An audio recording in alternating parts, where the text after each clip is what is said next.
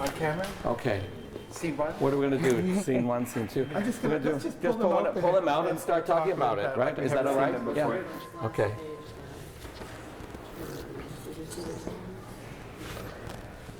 Maybe for other people, this is, you know, exotic, and for us, it's kind of ho-hum. The sealskin leggings, the gut raincoat, sort of the everyday workaday, and then this more elaborate piece that's, we're not quite sure what kind of sea mammal it is. Probably sea lion. Sea lion, yeah. But the extraordinary thing here is all the decoration from the beaks. The little auklets. Auklet beaks and feathers. And then this trim, which is it? Isn't that cormorant? Cormorant feathers, yeah. And then remarkably tightly sewn together to be waterproof, to be used as a raincoat. But, you know, that's the workaday one. They could have been less wrinkled. Yeah, well, it's been stored for 80 years, 90 years. If this was ever to be placed on exhibit, there's a way of moistening it, stretching it, fluffing it back up, fluffing it, cleaning it off, making. So it would look like this. It could look very much like this. If this is interesting because if you look at the bottom, there's a different fur skin being used on the bottom. I don't know. Oh no, it's got two. But there is this. Different, and then the trim along the very bottom. Ladies, if you want to be in the movie, you can stay there. If you want to be out of the movie, if you want to see what I'll show you what I'm doing here, and you'll get a. This looks like seal, some kind of fur. It's fur animal skin with the fur off, and this is the. But it's been worn off. Yeah, because it's been worn off. it wasn't deliberately removed because there's remnants of it here. Yeah. And then it's the same here with a different fur. And it's on both sides. I mean, this is how many birds give their lives to decorate this remarkable raincoat. Well, every time, you know, a man hunted. Yeah, the woman they just saved that. Yeah. Let me show you this really remarkable garment. I don't know much about it, except it was collected around Bristol. Or is it Bristol Bay? It doesn't say Bristol Bay, it actually says Kuskokwim. Yeah, in the Kuskokwim. And you can see it's sealskin, it's squirrel. It's ground pelts. squirrel. Unfortunately, the bugs have gotten at it and eaten at it a little bit before it's Yeah, been in here. carefully conserved. But it is a very strange garment. It's got metallic Buttons. You know, this kind of reminds me of those Brillo pads.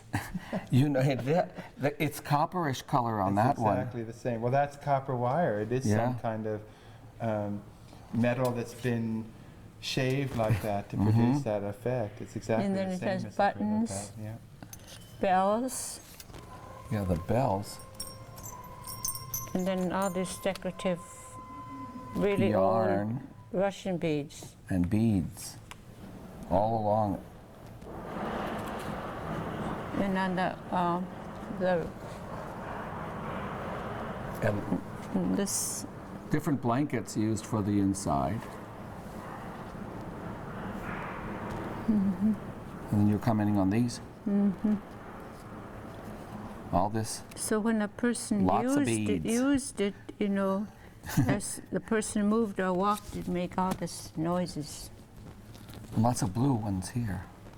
All over the surface. Red and blue. So this was a ceremonial costume of some kind. The bells, I mean, shamans like bells in Asia. It's really big in Tibet and North Asia. So, even these buttons, at first I thought they were a kind of oriental button, but when you look at them closely, they're not. You shake the bells, Father, by And all these beads would have rustled too. I mean, somebody dancing in this would have made quite a bit of noise. That's why I'm thinking it wasn't used in some such ceremony. And it says caution very fragile, so I'm trying not to move them too much. But the bells are on both sides. It's all around the cloth cuff. And this is different from the blankets at the bottom. But the beads are all along every possible edge. They're across the surface. Those will be smaller and quieter, but these in I particular. suspect it must have had something to do with a dance ceremony. You know, just like you say, the bells. You know, the traditional dancers would have had those puff and beak mittens, you know, where they Just would to shake make their more hands rattling and sound. the Right, rattling sounds. exactly. And I wonder if the bells were the same way. That's what I think too. It's an unusual garment. I mean, it's not typical of anything that we usually see. So there must have been a good story about it. That unfortunately, And relatively late, considering how many trade items are incorporated into it. Maybe some Yupik elders have already commented on this. We'll have to ask Ann Reardon about it and see if when she came through. And this is a kind of typical Kuskokwim parka with the way the trim is made. I asked Mom about the white on the shoulders is typically, you know, in memory of Apanuchbak, the Yupik warrior and his heroic escape from his captors, and the white being reminiscent of that story. And what is this? It's actually Oh, Wolverine. Wolverine? Usually there's beaver first, but yeah, it's a Wolverine and then wolf. Different layers of wolf, because it should have. Actually, this is all one. All one piece? Oh, there's different sections. Mm-hmm. See, this one has a where you could hang it up. Oh, I've never seen this. it's a good idea. Mm-hmm. So it could be hung on some kind of hook Yeah. when you took it off. Is this a It's a woman's. woman's coat? But what, I'm asking what Parka. fur. This looks like it's like maybe reindeer or looks more like reindeer. Right, this is ground squirrel and the one back there is ground squirrel, but this looks like, to me it looks like reindeer too, caribou. Mhm. Caribou reindeer.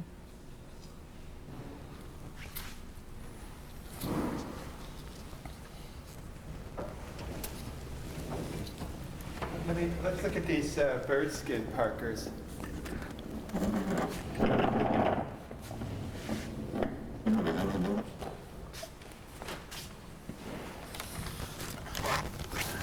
The original down coat.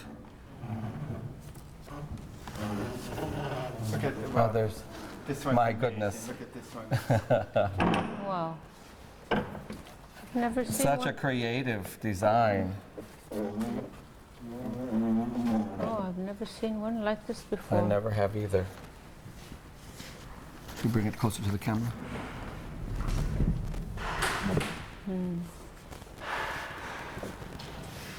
Yes.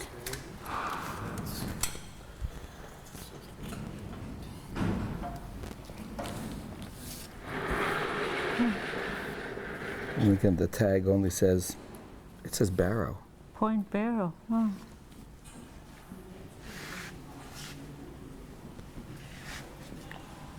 Yeah, they have plenty of waterfowl up in the Arctic.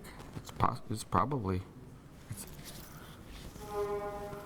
Inupiaq. So this is part of the bird. I wonder what kind of bird it was that they used the natural, but then they It's clipped a loon. it. It's an Arctic loon. It's an Arctic loon? Yeah. Huh. And it's probably just the throat. It's probably just the throat. Yeah. It's not the whole. It's not the whole skin of the bird. I think it's just the neck piece. When you look at, well, no, yeah. See, each size is just that big, you know. And it's like I think they would cut down the neck and then open it up like that, and so you have a little patch. So each one of these Oh, yeah. patch. It's just each patch is only, when you look at the skins, you're only dealing, each With a bird small is, area of the yeah, bird. Yeah, it's from the Yeah. neck of the bird. Hmm. But it's so distinct from, just the There, it's more or less the distinction whole of pattern. bird. Right, that's certainly the whole breast of skin. the bird anyway. And this one too behind us. They Yeah. are amazing. Each one is amazing.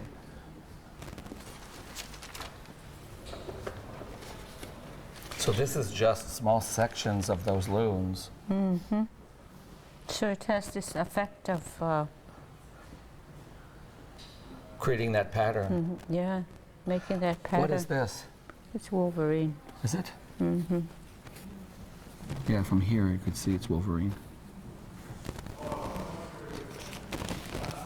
This is wolf, Looks like wolf. but Wolverine around the edge. And then these are ducks. I don't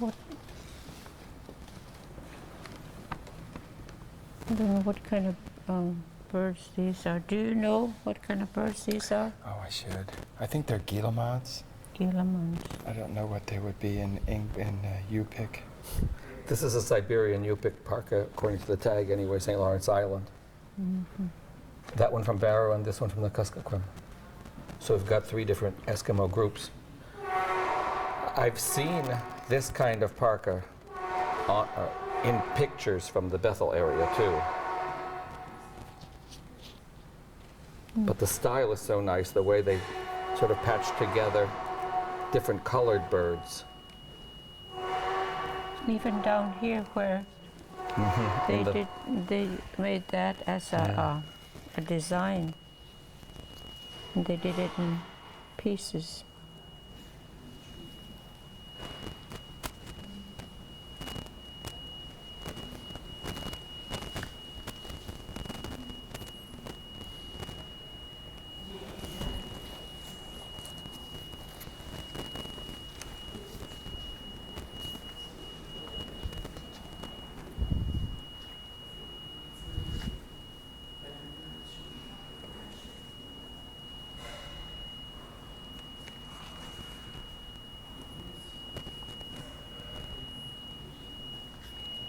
So these are very fragile, huh? I think they're a lot stronger than we think they were, because you have to think how active people were, and No, for now, like oh, for now, now, being because they're so dried out, and they've been stored like that. But even so, I think they, we're always very careful that the feathers don't come out, or we treat them very carefully. I think they could tear easily, like you said, but. But for exhibit purposes, like when they do a big exhibition, they can they can get a mold, like a mannequin or something, And fit it over. and get it to go over. When the Crossroads exhibit was traveling, each of the culture groups had a mannequin that was dressed pretty much in the traditional clothing.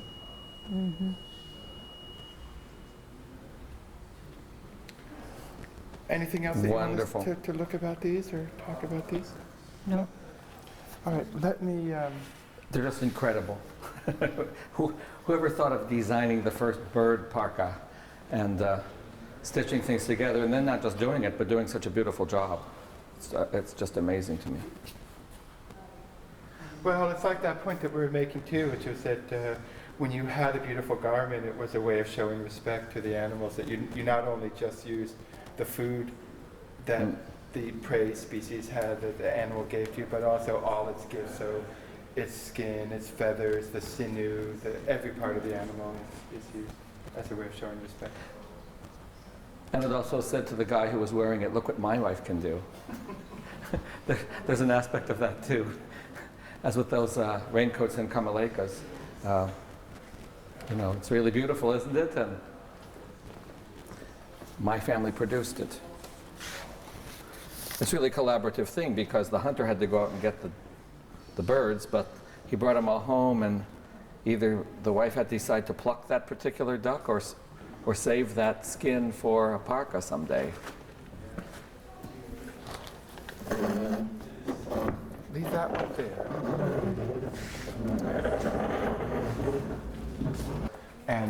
talk about.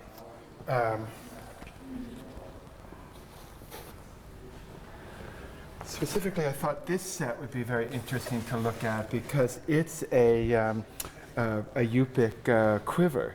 This is what the hunters might have been carrying their arrows in the day they encountered. Father Juvenali and his companion. Yeah. I won't bother to take that apart now. But remember, we saw some artifacts in the collection that I thought was a quiver straightener. You know, that's what this piece here. Right, just to hold it But again, rigid. to hold it rigid so you'd be able to get the arrows out. You know, there's another piece of wood in here, sort of creating a pouch in which all the arrows would be. But look at the detail work on this piece. Oh, that's right. Look at that. Even the head of the quiver has a supernatural creature that's providing some spiritual power to the object itself. And I know all the Yupik, like on the Yupik bowls and things like that, you often have a hunter's story. And some of the richness that we've had as museum people has been bringing elders to the museum, to the collections that come. And in some places, like on Nunavak Island, people can still remember That story. You know, and there's some that are very specific. There'll be like a kayaker, and you'll have 3 beluga whales, you know, harpoon pulling them out. And who's so lucky enough to get 3 whales in one day? Of course, you brag about it, tell that story over and over again. So that's a little bit of what we see if we only knew the person's story. So, so this is the quiver, and then inside it, and again, this piece is quite early. It probably dates from about 1870, so it's very fragile. But the feathers have all eroded away or fallen off, and in many cases the projectile part has broken. So here, though, you can see the end of a bone point that would have been here snapped off, but you can see the barbs on it. And unfortunately, this set has lost most of its the weapon tips. It's just it looks like cedar root or whatever the root was To tie it on. has gotten old and loose, and the projectile points have fallen out. Here, of course, there are a couple that are self-pointed, carved out of wood. But this is traditional hunting equipment. Pretty rare. I don't know very many quivers in the museum collections. So this is a nice piece to Man, see. we're lucky to have a Yupik one.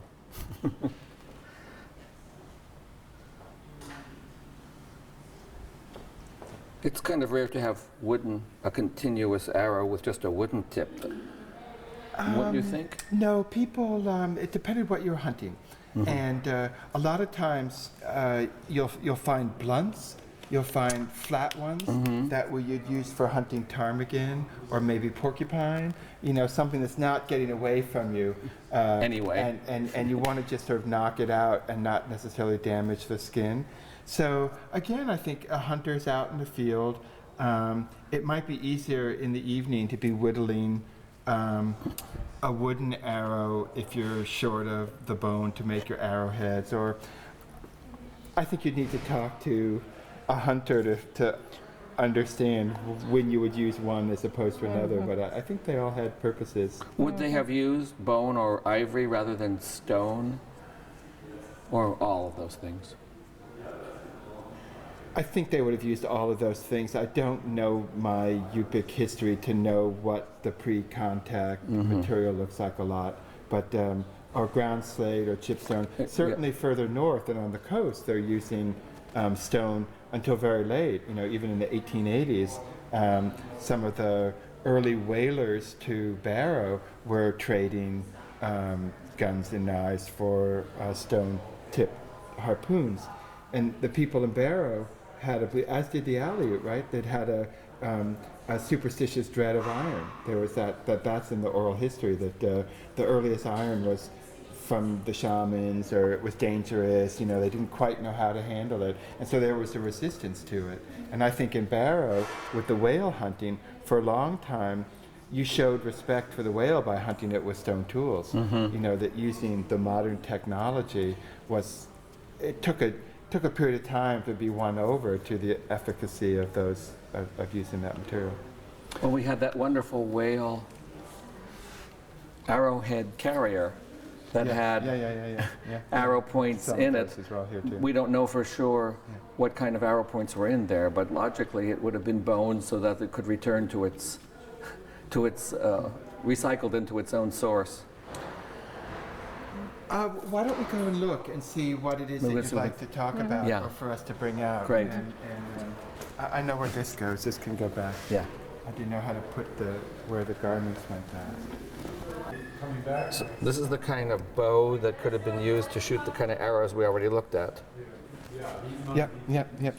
All this material is, again, it's from the 1870s, 1880s, so it's a little bit after the time of your story, but it's within those still, the use of traditional technology. And so the bows, I mean, the amazing thing about all the long wooden pieces in the Yukon-Kuskokwim is they never looked like this when they started off. Right, because all the wood that people had to use is all driftwood that's come down the river. And so we're missing that whole stage of steaming the wood, bending it, shaping it, and making it usable. But here they've used sinew. I think it's all sinew. This is not, there's nothing imported here. This is all braided sinew, probably from caribou. And wound along the backing here to give extra spring to the arrow. It takes a very strong man to pull these things back. Yeah. But those people were strong in those days. There's no doubt about that. And then we also have some of the throwing darts. These would have been used. And it has the point. Yeah, the point would have been inserted here, and it's on a string, so it would have been launched with a spear thrower, and this is the weapon of choice for kayak hunters. So the people in the kayak would have had a spear thrower, and they would launch these things so they'd skim just above the water, and then when it struck a seal, a whale. One like this would be for marine mammals. It would strike the seal, and then as the seal swam away, this cord would unwind, and the spear shaft itself would be like a drag in the water, slowing the animal down, enable the hunters to get in closer. But with this technology, no float, so that if it dove and somehow this came out, they would have lost it. Yes, but they're too good hunters. Yeah, they throw it hard enough. If that's embedded itself in, and it's got the barbs to hold it in place, if that's embedded it in, it's not going too far, dragging this. And of course, they're on it right away to get other. And other hunters are chasing it. Exactly, exactly. And so here's one that's it's even heavier, and it would have had a little dart that came out here. Again, the kind of the duck or cormorant feathers fletching.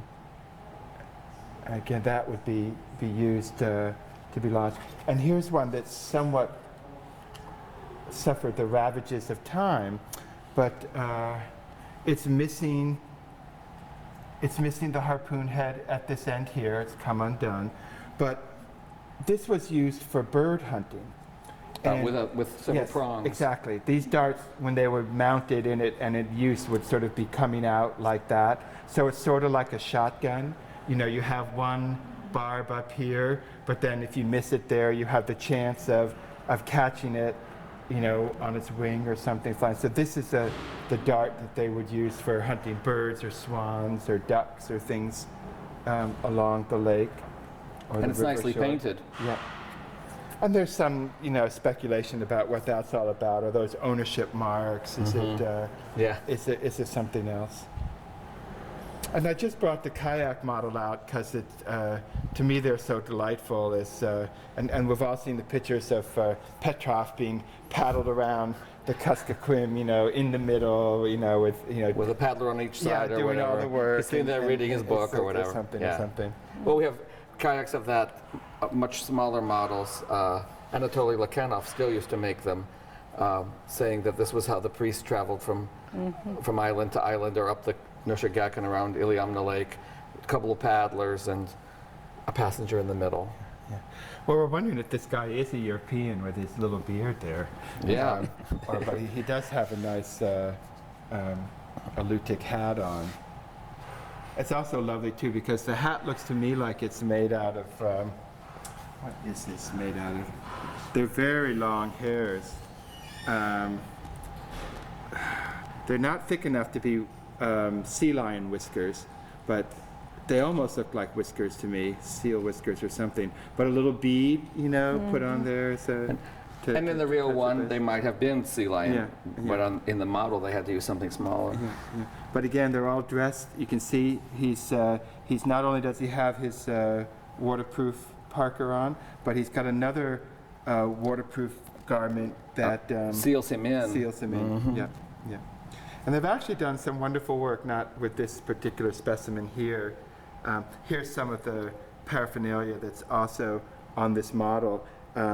These are the harpoon rests that would have been along the side of the to rest your paddle or your harpoon, and it has some lovely wooden Miniature paddles, paddles. and It's now an Alutic style paddle, isn't it?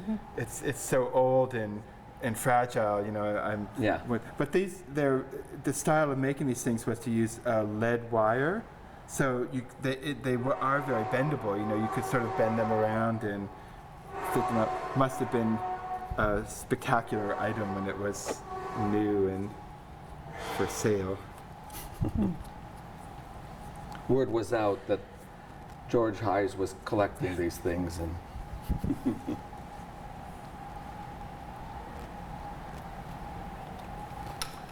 do we have throwing boards? We do, but they're in this inner. The inner sanctum. You're going to get a different shot here, Jim. Yeah, I do. I'd love to take Yeah. some different animals. But you can always cut our voice over Yeah. somebody talking.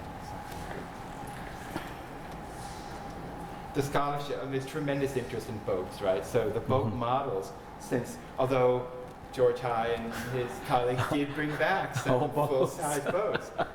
And in I don't know if they have any, we have a couple of Aleutian kayaks, in the boat part of the On St. museum Paul support Island, center. there's a teacher devoting himself only to the reconstruction of Aleut, Unang, and kayaks. And once they started X-raying some of the kayaks, they found all these speed secrets. Have you read George Dyson's work on that?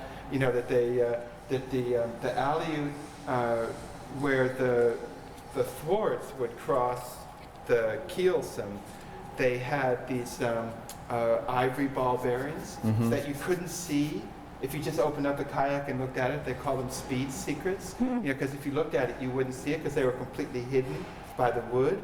But ivory plates with an ivory ball, and the ball would hold the two places together, but it would allow it flexibility. It would allow it to bend and move in both directions.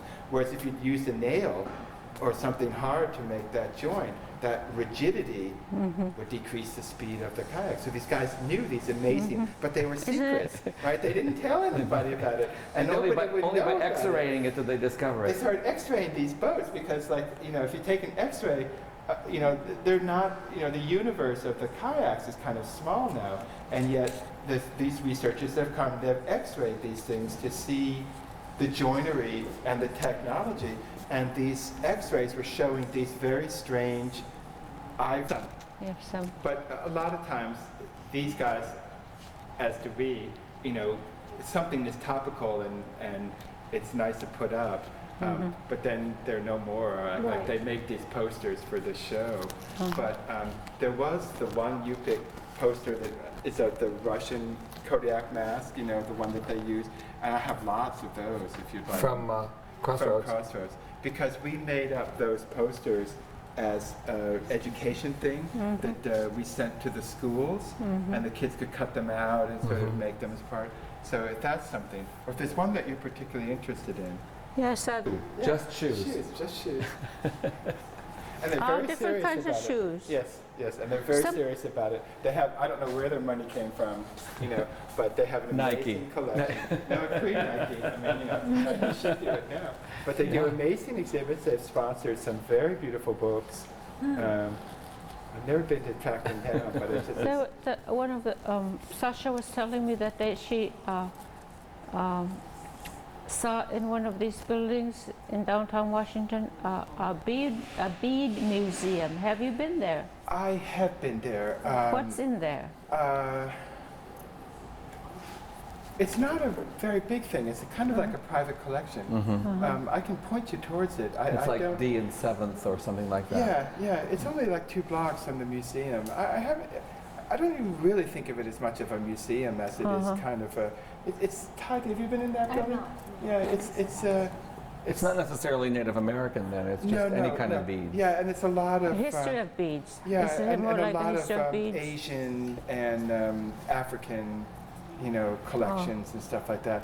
It's more of a bead, not dealer so much, but a aficionado, you know, someone that's very interested in beads, but not so much for their cultural significance as for their beauty and, you know, the artwork. But it's been a long time since I've been in that door. I walk by it pretty regularly. I can show you where it is. It's easy to get Yeah, to. we thought we might stop by there Yeah. this afternoon on the way home maybe.